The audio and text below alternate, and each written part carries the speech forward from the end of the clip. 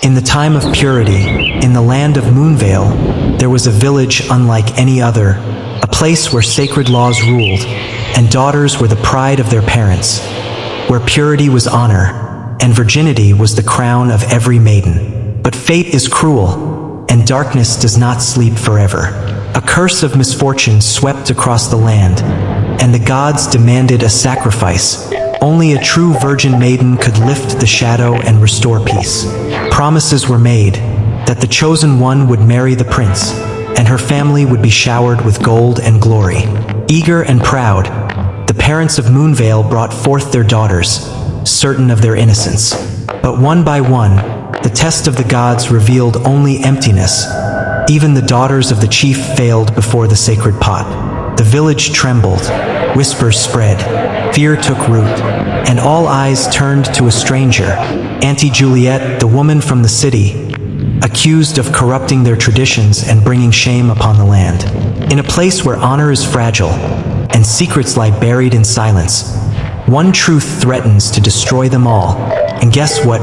Keep watching as the story unfolds. Once upon a time, in a quiet village called Moonvale, everyone lived happily. The village was surrounded by tall, lush trees, and the people there had special rules they followed. One very important rule was that all the girls had to stay pure. In other words, they had to remain virgins until they got married. This rule was very special to the people of Moonvale, and they made sure all the girls followed it carefully. The parents in Moonvale were very proud of this tradition. They believed their daughters were pure and cherished this belief deeply. Often, they would boast among themselves, saying things like, "My daughter is pure, just like all the girls in our village." It was a point of pride and honor for them, a sign of their good upbringing, and respect for their customs. However, one day something unexpected happened. A terrible misfortune befell the village, and to lift this curse of misfortunes, it was revealed that only a true virgin could be the solution. There was also a promise that the virgin maiden who helped with the sacrifice would marry the prince, and her parents would receive many gifts and money. Excited by the prospect of their daughters becoming royal in-laws, every parent eagerly brought their daughters to the palace.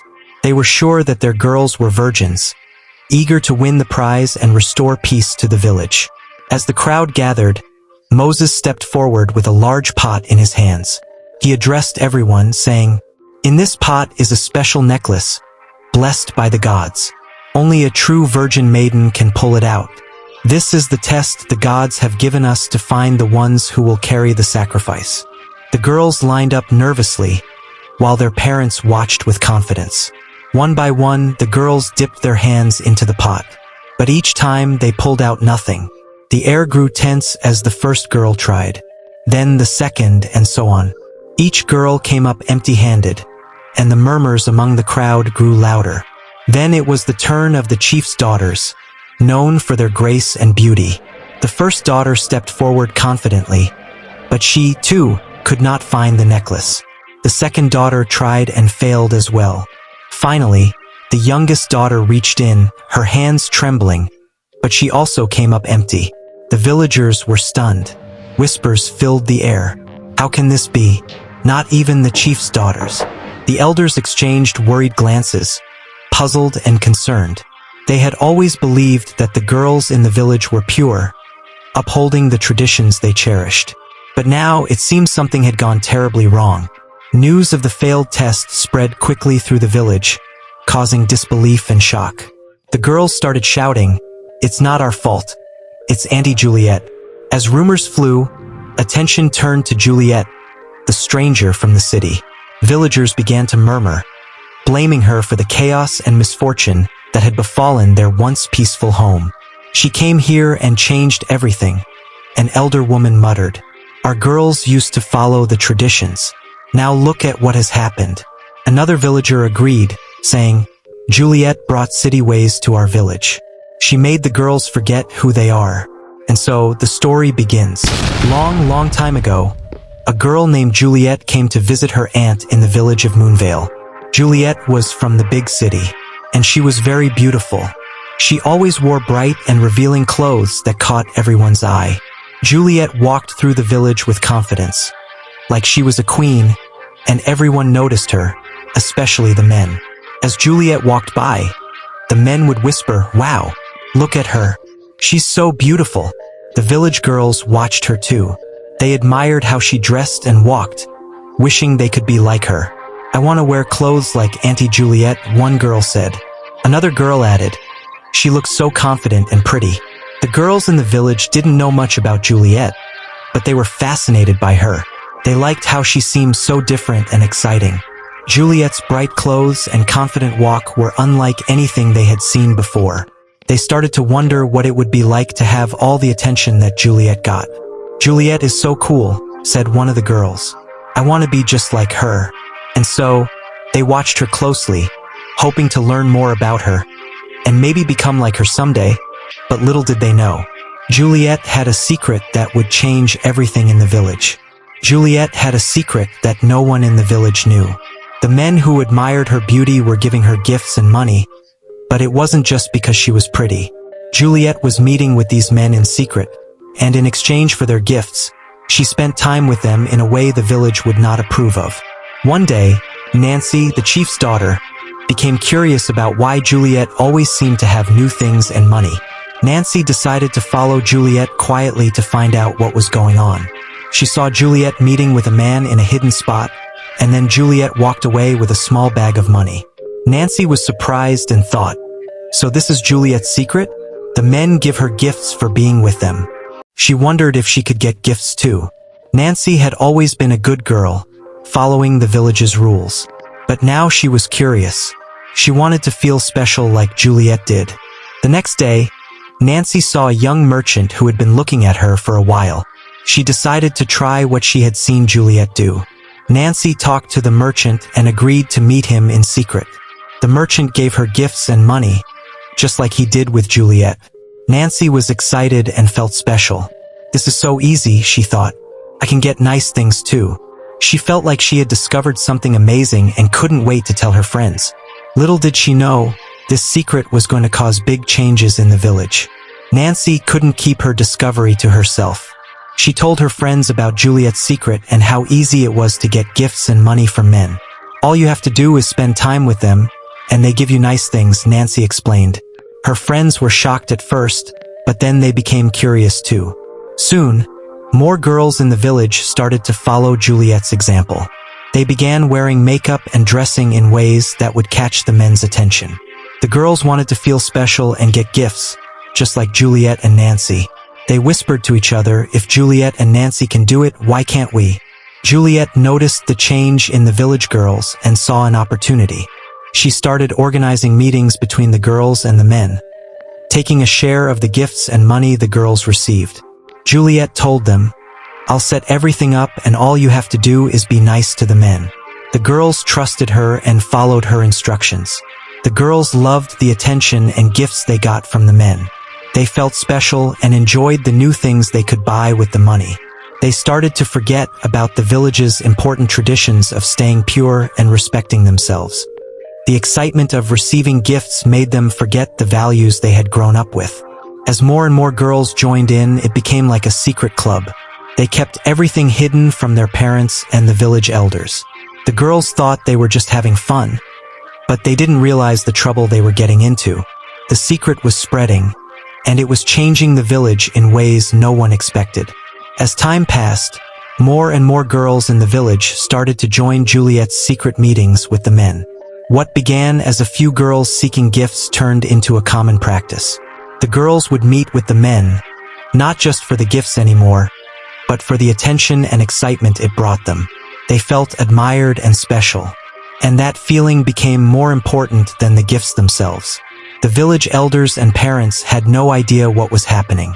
They continued with their daily lives, believing that the village's traditions were still being followed. The elders often spoke about the importance of purity and respect, thinking the girls were listening and following their teachings. They didn't know that the strong tradition of keeping the girls pure until marriage was being broken. The girls kept their secret well hidden. They acted normally around their families, attending village gatherings and participating in daily chores. But behind closed doors, they were living a different life, one that went against everything the village stood for. The taboo of meeting with men in secret had become a norm among the village girls. They no longer felt shame or guilt about their actions.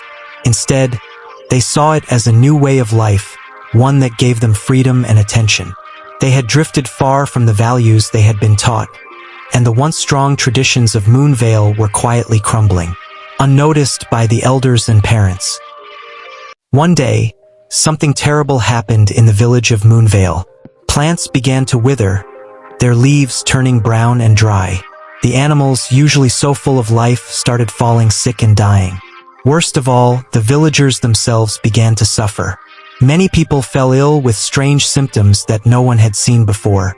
It was a dark and frightening time for everyone. The villagers were scared and confused. They didn't know what was causing this sudden misfortune.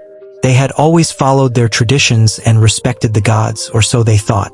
Desperate for answers, they decided to visit the oracle Moses, who was known for his wisdom and connection to the spiritual world.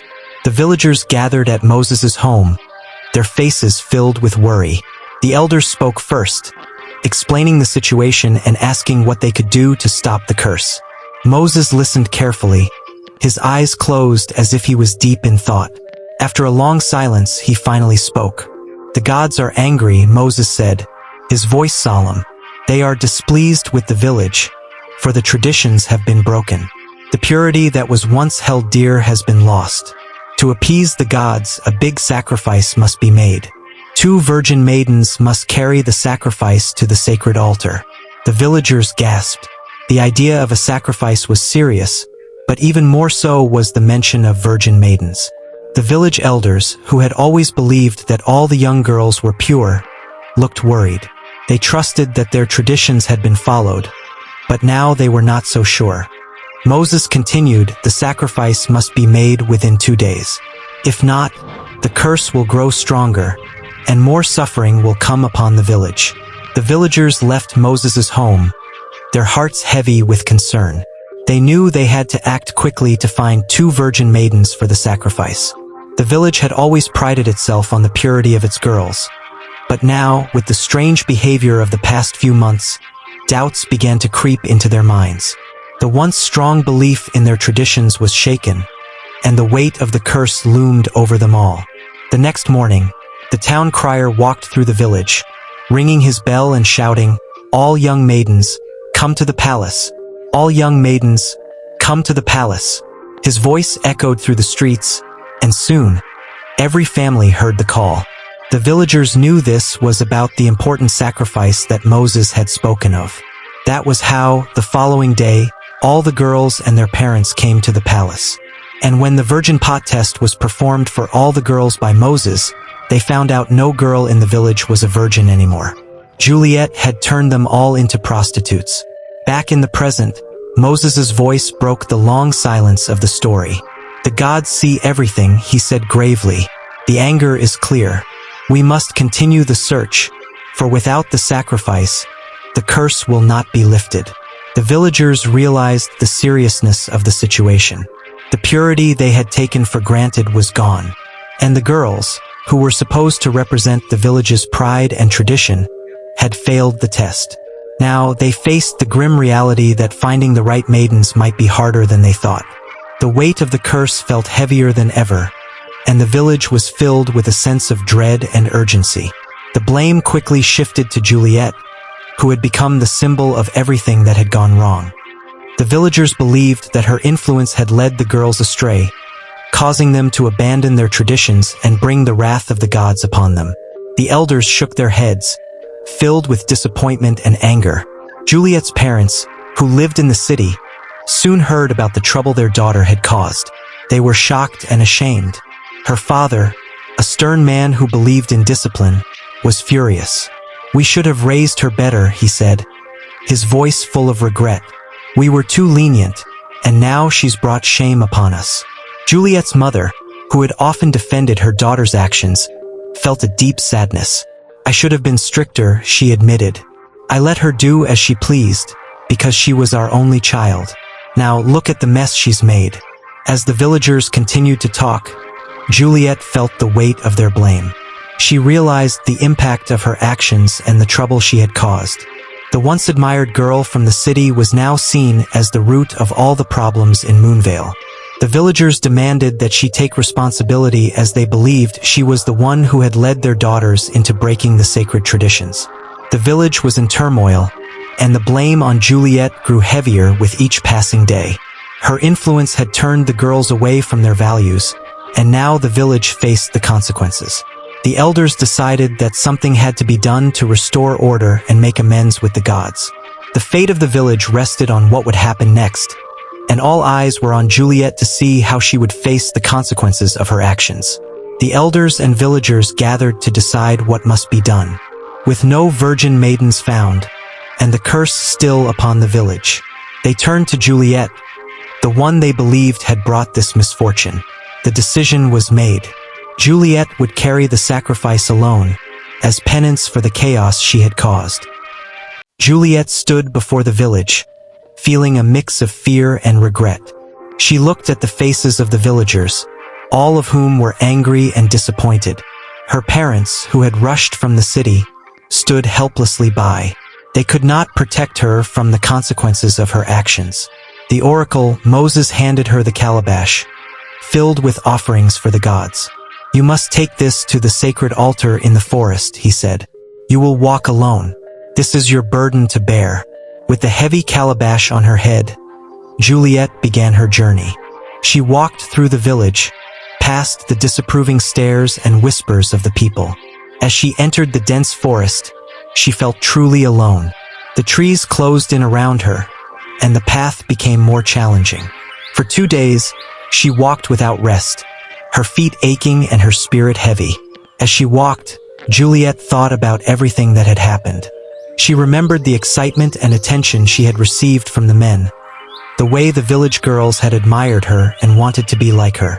She realized now how shallow and fleeting that attention had been.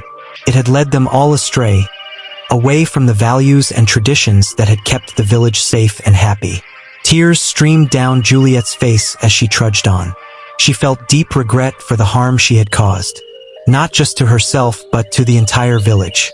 She understood now that her actions had consequences, and those consequences had brought suffering to everyone. Finally, exhausted and weary, Juliet reached the sacred altar, deep in the forest. She placed the calabash on the altar and knelt before it, crying out to the gods for forgiveness. She prayed for the curse to be lifted and for the village to find peace again. In that moment, Juliet felt the full weight of her actions and the pain they had caused. As she stood up to leave, a sense of quiet acceptance settled over her. She knew she had to face whatever came next with courage, even if it meant being separated from her family and the life she once knew. Juliet's journey was not just a physical one. It was a journey of realization and repentance, and she hoped that somehow the village could heal from the wounds her actions had caused. After completing her journey, Juliet returned to the village. As she walked through the forest and back into Moonvale, she noticed a change in the air. The villagers gathered, watching her with a mixture of relief and lingering anger. The plants that had withered began to show signs of life again, and the sick animals started to recover. The curse had been lifted, but the consequences for Juliet were far from over. The elders stood before the village, and Moses spoke. "The gods have accepted the sacrifice," he announced. "The curse is lifted, but Juliet must face the consequences of her actions. She is not permitted to leave the village for 12 years. During this time, she will be responsible for carrying all sacrifices to the gods." The villagers murmured in agreement. They were relieved that the curse had ended but still held resentment towards Juliet. As part of her punishment, Juliet was given a small hut near the shrine, isolated from the rest of the village. The villagers avoided her, and she was treated as an outcast. Juliet spent her days fulfilling her duties, carrying sacrifices, and maintaining the shrine. She lived in solitude, reflecting on the choices she had made and the lives she had affected. The once bright and lively girl from the city was now a shadow of her former self, burdened by the weight of her past actions. The village, meanwhile, worked to restore their traditions. They reinforced the importance of purity and respect for their cultural values. To protect their way of life, the elders decided that no one from the city would be allowed into Moonvale. They wanted to ensure that the mistakes of the past would not be repeated. Juliet's story became a cautionary tale for the children of Moonvale. Parents would tell them about the girl who came from the city and brought trouble to their village. They spoke of how important it was to respect traditions and make good choices. Juliet's life served as a reminder of the consequences of straying from the path of respect and honor. For 12 long years, Juliet remained in the village, isolated and alone. She lived with the regret of her actions and the knowledge that she had brought shame upon herself and her family. Her punishment was not just a physical one, but also a deep emotional and spiritual journey. She learned that true beauty and worth come from within, and that respecting one's culture and traditions is vital. As the years passed, the village slowly healed, but the memory of what had happened stayed with them. Juliet's story was passed down through generations, a lesson in humility, respect, and the importance of making wise choices. It was a sad ending for Juliet, but it was also a lesson learned for the village of Moonvale, reminding them of the strength and value of their cultural heritage. I hope you enjoyed the story. If so, please like the video, comment what you learned from the tale, and don't forget to subscribe to the channel for more enchanting tales just like this one. Thank you.